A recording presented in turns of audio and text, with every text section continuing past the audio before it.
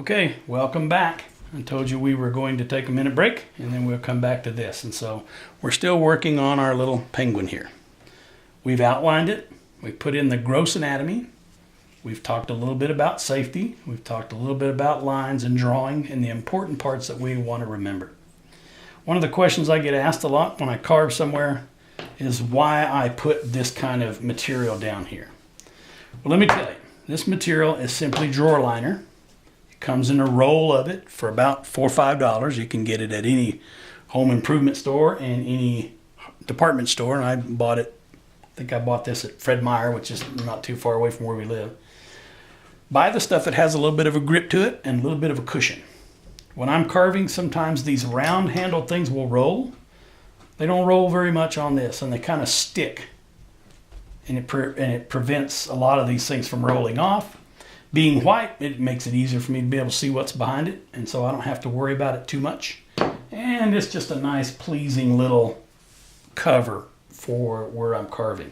I've got this green, I don't know if it's rubber mat or whatever it is, but it's an artist mat. I got it underneath to protect my table. I bought this table at an antique store, and I really like it. And it works perfectly for what I want to do. So just a little bit of protection for my tools. I spent a lot of money on some of these things. I said earlier that the first thing we're going to do is start rounding. I also want you to remember to be safe. Know exactly where the tip of that blade is. I used to do a lot of painting. I did acrylic, watercolor. I tried oil painting with the Bob Ross method. Just didn't click with me because I didn't like the smell. I know the smell has gone away with the new mineral spirits, but just haven't gotten back to it.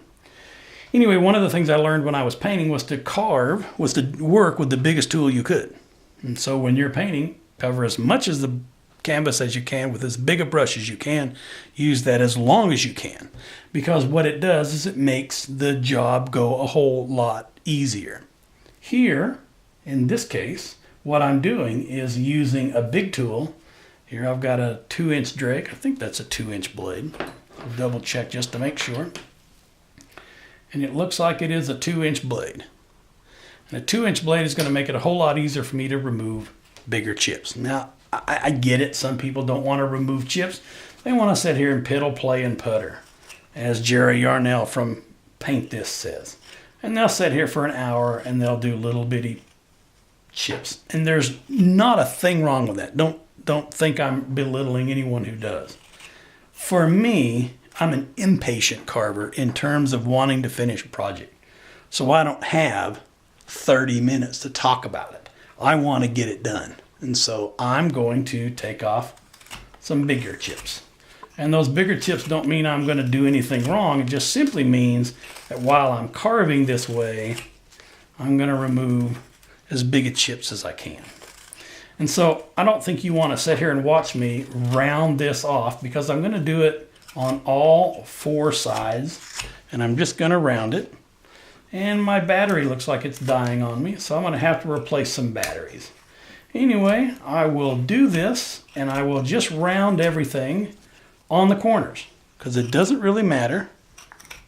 At this point, I don't have to be too careful about preserving a lot of things. This ball here is going to be in the middle, so I can even take it off right here. But the bottom line is right here, and throughout all of this, I'm just going to remove a lot of these big chips. So take the time to do that, and we'll play around with removing more the next time, and I'll show you how we're going to draw these lines back on, and I'll show you how we're going to outline it.